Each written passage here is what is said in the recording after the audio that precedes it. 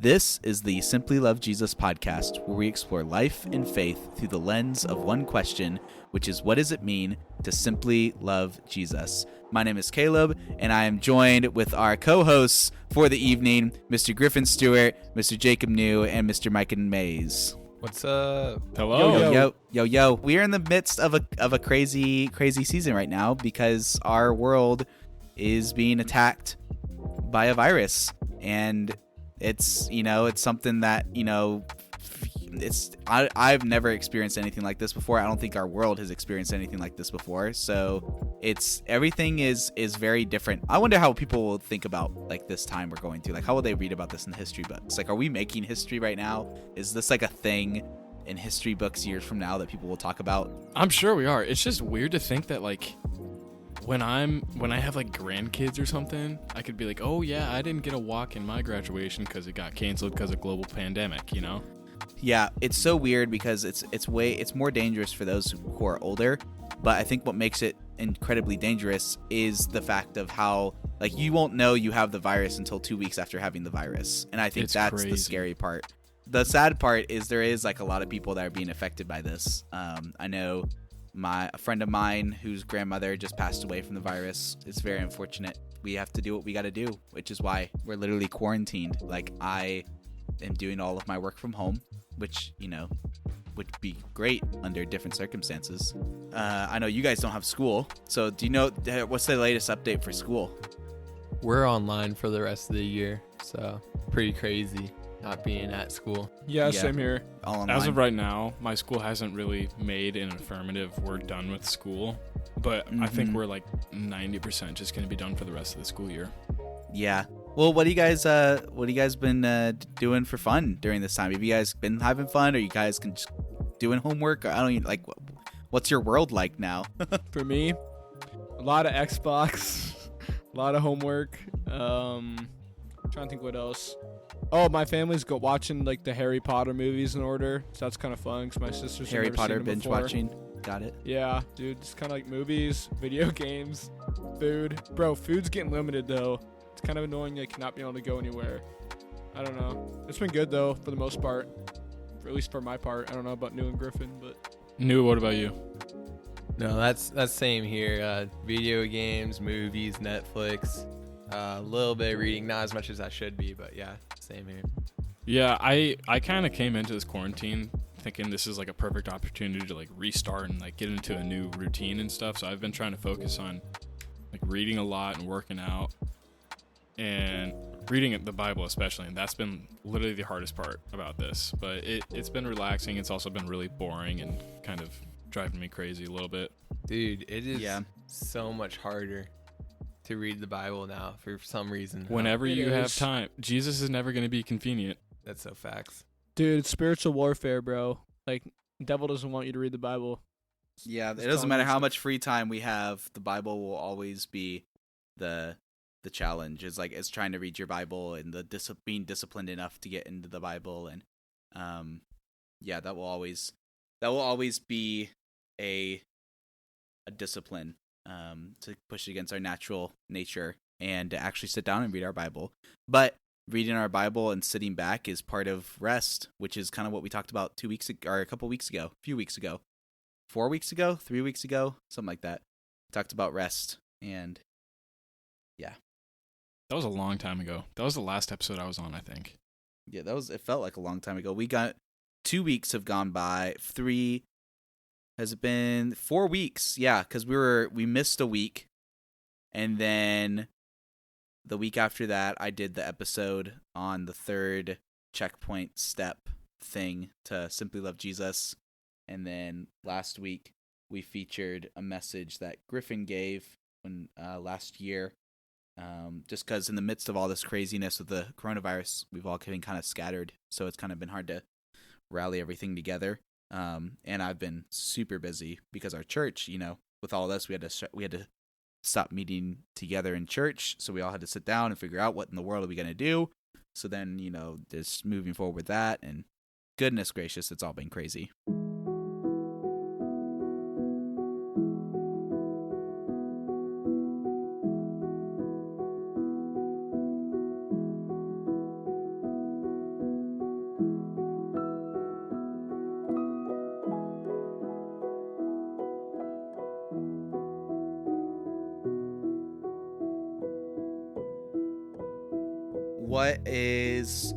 what's some good things that have been going on in the midst of this? What are some good things that have come out of this so far for you all? That's kind of a question I was going to ask you, because like most people just see this coronavirus as this terrible thing, which it is a terrible thing. But like with this whole virus, we've seen families being like forced to be together, which I think is a great thing. Yeah. Yes and no. I'd agree with Griffin, but I'd also say like you gotta know on top of it, too much time together can also be like a bad thing. I don't know, that's in my opinion. Like I think like it's good to like obviously spend time with your family as much as you can, but like at the same time, like it's good to get away a little bit here and there and have alone time, especially with the God and stuff. So I don't know, it's good about mixing up how you're spending your time, whether you're by yourself or with other people, with God, homework, all of the above. Jacob, there been any good things that have come out of this for you? Yeah, it's been a good time to just rest and kind of reset in my life, and just try and refocus on God, and try to make a new routine and all of that for sure. I definitely think it's been a good time for just recalibration. I think as awful and as difficult as this whole virus thing has been, I almost think it's kind of like God's big putting the brakes on like America, because like America has been a huge go culture, and we're always about 9 to 5, working 24/7, always going, always moving, always pushing for productivity, always being the best, always being the first. And it's because of that, we neglect family, we neglect ourselves, time for rest. There's a lot of things that we neglect, and I think it's almost just kind of this big opportunity that God kind of just forces us to go on Sabbath, that kind of forces us to rest. And I think that's a result of what we see with this. We see more people resting. There's families that have spent more. There's parents who have been home more and have spent more time with their family in this 1 week than they probably have in this past year. So there's a lot of good opportunity that can come from this, and it's teaching us the value of rest. Kind of like what we talked about, like 4 weeks ago, is the value of rest and slowing down, the value of sitting back and connecting with God and family. And there's a lot of good lessons that can come out of this situation. But in the midst of it, we can't stop praying for those who are definitely working even harder. First responders, praying for those who are still working and consistently exposed to it. Those in hospitals and those who are working, in the police force, and all the people who are involved, even your quote unquote essential workers, grocery stores and gas stations, and I work part-time at Starbucks, and Lord knows everyone needs their coffee. And so all of the Starbucks in Iowa are closed except for one. Tragedy. So that and the one, line is huge. Yeah, it's like the longest line of all time every day. Yep. Not and that so I go, but I know people. Yeah. Yeah, but I'll be there Monday, Wednesday, Thursday, Friday, early in the morning, and so it'll be fun working those shifts. But in the midst of that, there's just a lot of people that are exposed to this stuff, and it's just making sure that you're praying for them, and just ultimately taking the time to sit back and take advantage of the free time that we have to be able to sit back and rest as much as we can, because I think this is a unique opportunity. So. Yeah, so hey, with this whole virus thing, do you think that it has empowered us or restricted us from ministering to others? I think it's given us a unique opportunity for sure. I think with my college ministry is now online, Bud Ministries, shout out to them. But yeah, they're online doing Zoom meetings, so that opens up the door for us to meet with other buds, whether it be ACU and like different colleges, to kind of come together and meet through that, and just bring in extra guys and people who normally wouldn't be able to, whether they be in a different state or whatever. It really just brings in a unique opportunity. It's just different, but it's still always going to have a chance to minister. I would say like our culture is kind of blessed as opposed to other cultures and stuff like in the past or people, because like we have like so much technology at our hands that like you can still kind of use to reach out to people. Like, you can still FaceTime people, text them, call, and just being like, yo, what's up, like, checking in, you know? So, like, I think it's a little harder, like, if you're trying to talk to, like, random people, like, evangelize to them. But, like, if you're, like, there's other, like, ways you can still kind of evangelize for people and pray for them and stuff. It's just a lot harder, like, online, obviously, than it normally would be. But you can still definitely, like, find ways, I think, if you're creative about it. This has empowered us for ministry, and here's why. So a couple of examples. First that comes to mind is usually a lot of usually it's tempting for your church experience to be from here and to go here, and you can't see my hand, but it went from like higher place in a bar to the bar was lowered, and the quality you experience in ministry. I just realized as I was doing that, like, you can't actually see my hand, but like it was, you could hear it from here to here. But I think in this scenario, it is, for most people, it is almost taken this and it has made your experience go from here to here. It has raised the bar a little bit. I know for Westwind specifically, I saw that. I walked in on Sunday morning and we had volunteers who work in film crews, and they had like their whole setup, and we had high-tech equipment, and it looked like a recording studio, and boom, we were set up and ready to go and live streamed our service, and it looked top-notch, and everyone was on their A game. And I think where it does empower people is it shows us when push comes to shove, and it puts people in the position to.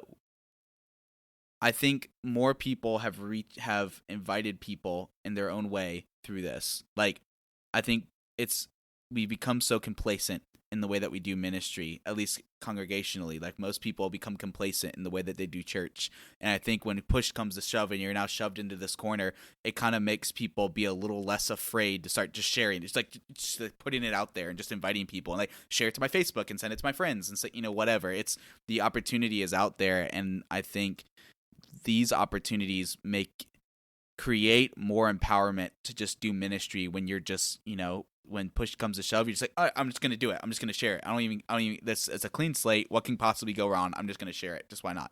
Does it make sense? Yeah, I agree with that. That's facts. Yeah, there's like less consequences of doing so. Oh, I think it's just less like, it's less fear. It's just like, when you get pushed into a corner, you'll do whatever you need to do. And I think with churches, like, all right, well, we'll go online. All right, fine, we'll go online. Well, parents is like, well, I can't go to church, so I gotta be online. So I gotta share this with other people. Hey, watch this with me. Like, people are they're just gonna act. And I think sometimes there's something really fruitful about just acting and just doing it.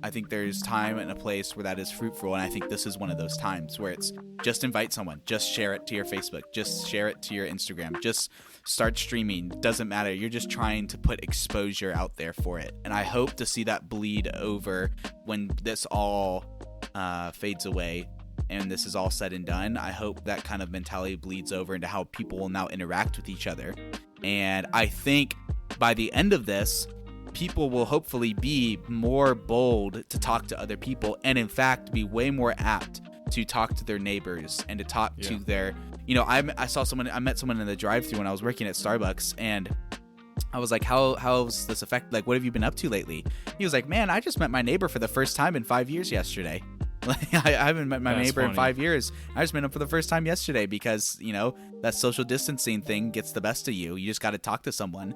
And I hope that by the end of this will create an opportunity for people to realize that talking to people is not as scary as you make it out to be. It's just go out there and just do it. Just go talk to people.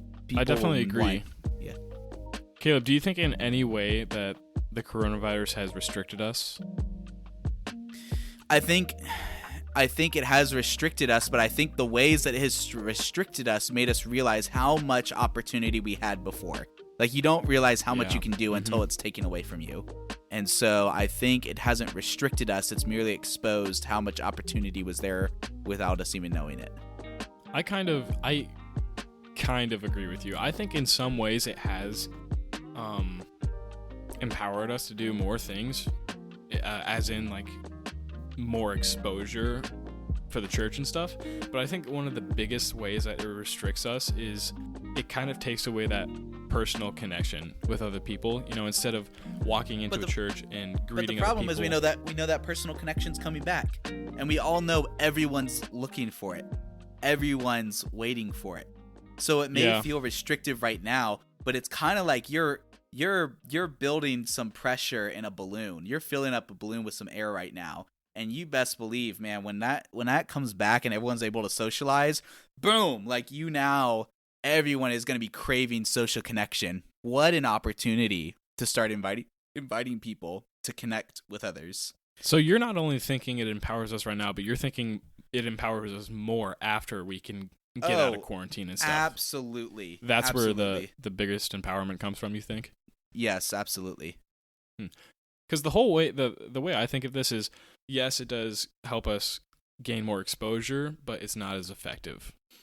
That's the whole way I think about, like, you know, online sermons and stuff. Is without that personal connection, I don't think it's that effective.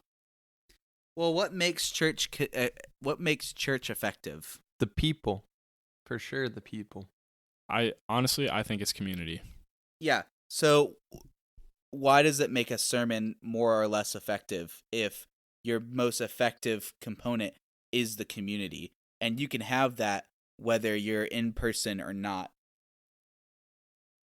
I think it's a lot harder to have community if you're not in person. Not that it's not harder. I think it's not as good quality. I think it's. I'd agree. Yeah. Kind of. It's just not as good, you know. Well, it's definitely not as good right now. I think it's not as good right now. But I guess I'm looking at it from the perspective of like what's coming next. You know, I keep looking at it from that perspective, not really right now, what's in the moment, because I realize this is just a season. Yeah, I definitely was not thinking of it that way. That's a good way to think, though. Oh, before I forget, the music we are listening to today is the chill hop music. They provide our music for our podcast. And fun fact, I actually started a Spotify playlist where you can listen to our podcast music. It's such good music for studying. Oh yeah, so if you want to listen to all the songs we used on our podcast, I'm going to throw them into a playlist on Spotify. And right now the playlist is simply called podcast music, but I may try to figure out a way to make it more easily searchable. Or if you just look up Caleb S. Davis on Spotify, then you can just find it in my public playlists. But the music we're listening to today comes from, they just released kind of like the greatest hits for their spring album. It's called the Chill Hop Music. It's called Chill Hop Essentials Spring 2020. And then a single song by G Mills and Cloud Chord called Cruisin'. So thank you to those people for providing us our wonderful music for today. In the midst of this time with the restrictions that we have, how can you be effective as a minister for the good news of the kingdom of God? Man, see, that's just, I just think it's, maybe I'm just a Debbie Downer, but I just think it's a lot harder now, and I'd love for you to prove me wrong, because I think it's just, in order to do that, you need to have that personal connection with people, and it's much harder to have that face-to-face connection. Yeah, I would agree, but I'd also disagree too, because that face-to-face connection is definitely important to have, but now it's like everybody's just living on Instagram and Facebook and all these different things, so it's definitely more easy to invite people through social media platforms, or just shooting them a text and be like, yo, what up, want to come to my Bible study, or via Zoom. And there's a lot less barriers to invite people, because everybody's doing nothing anyway, so what better do they have to do than to go ahead and join you?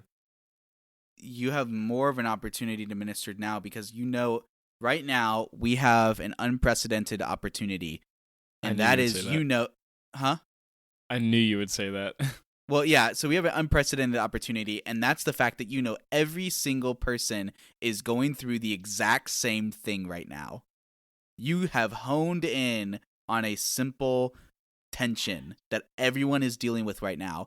And you also know everyone is in the same circumstances, the same problem, the same issues, the same like mentality. Everyone in that, it creates so much opportunity because you know for a fact that if you text someone from your class, you know exactly where they are. They're at home.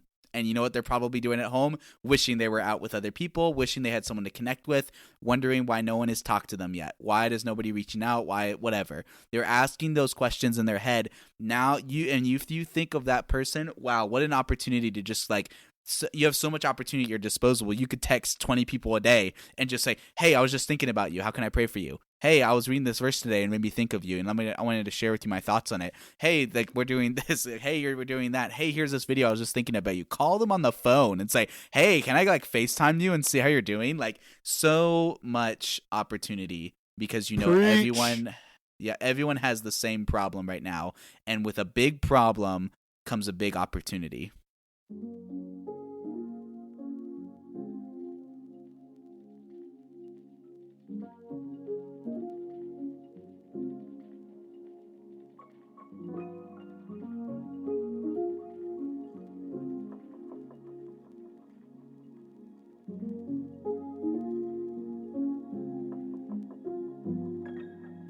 This is like a Jehovah Witness's dream.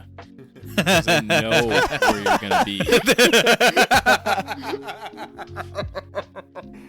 is a blessing from heaven for them. Oh, that's fun. That was good, dude.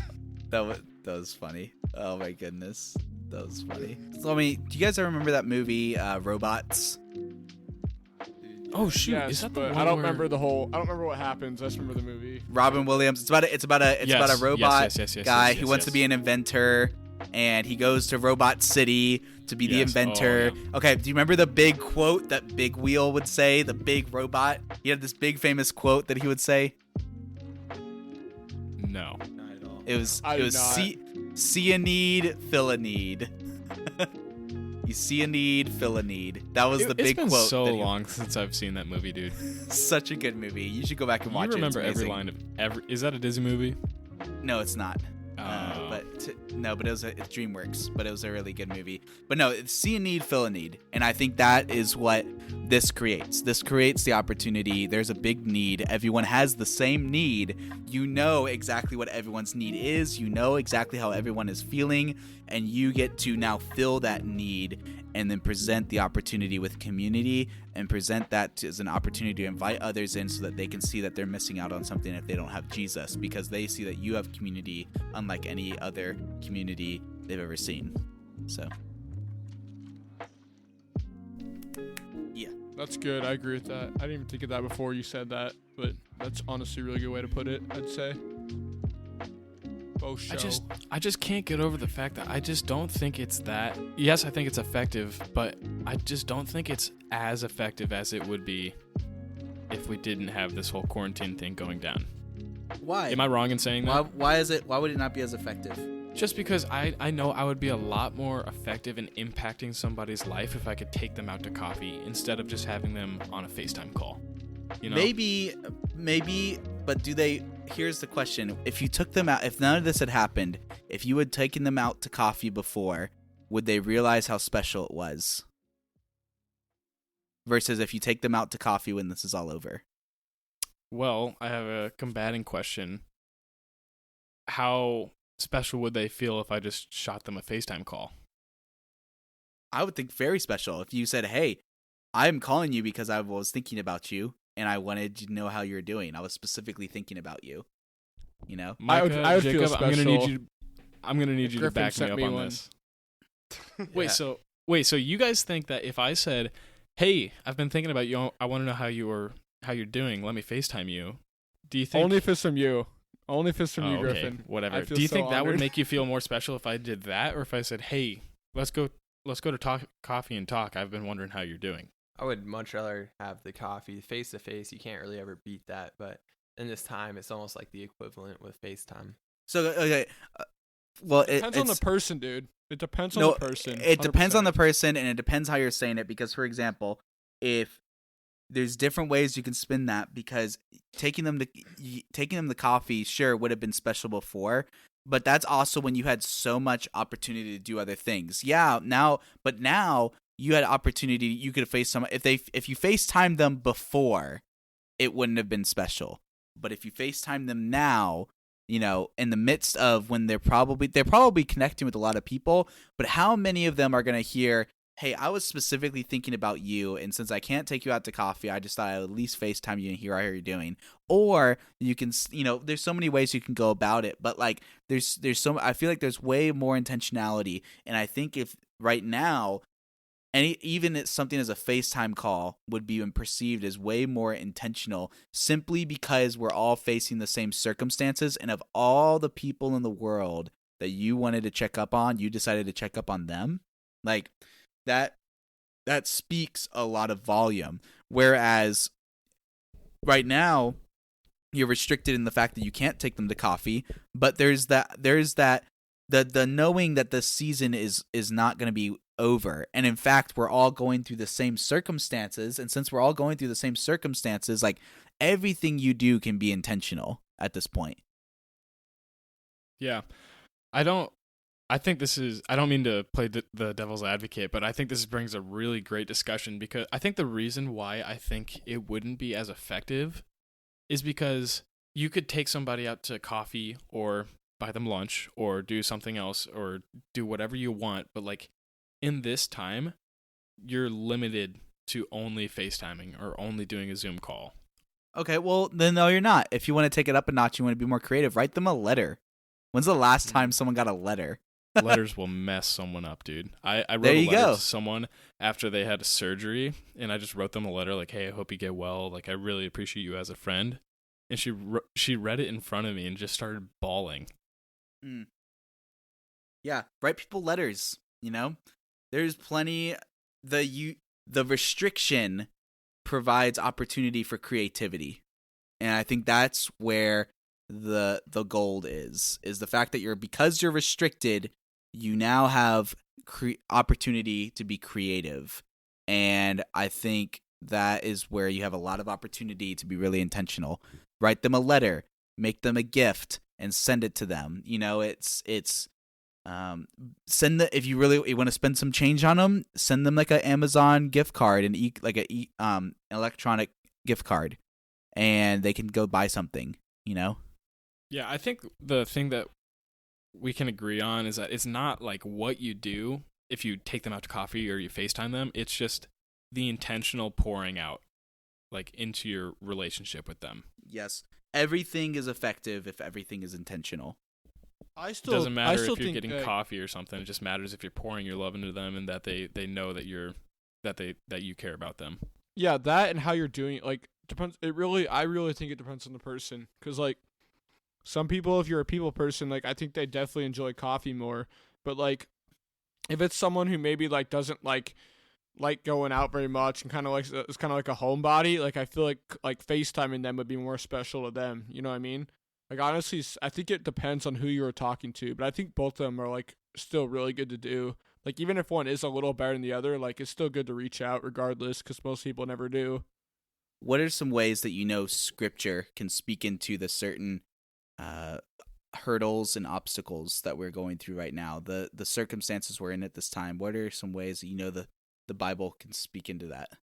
It kind of came to me as John 16:33, and it says, I have told you all of this, that you may have peace in me. Here on earth you will have many trials and sorrows, but take heart, because I have overcome the world. That verse is just so encouraging for a time like this, because we know that we can always have peace in him, because God's already taken over this. Whether we're scared or not uncertain, we know that God is in control of our lives. Yeah, and building on to that, James 1:2-3, count it pure joy, my brothers and sisters, when experiencing various trials, knowing that the testing of your faith produces endurance. And I think this is a great example of a worldwide trial. And some are going to take the opportunity to grow from it, and some are just going to be defeated by it. Well, I think that's all we got for you guys today. You can follow us on Instagram at SLJ Ministries. You can follow us on Twitter at SLJ Ministries if anyone still uses Twitter. And that being said, let us know how we can pray for you. And we hope you have an amazing day. Thanks for tuning Yo, in. yo. Arthur.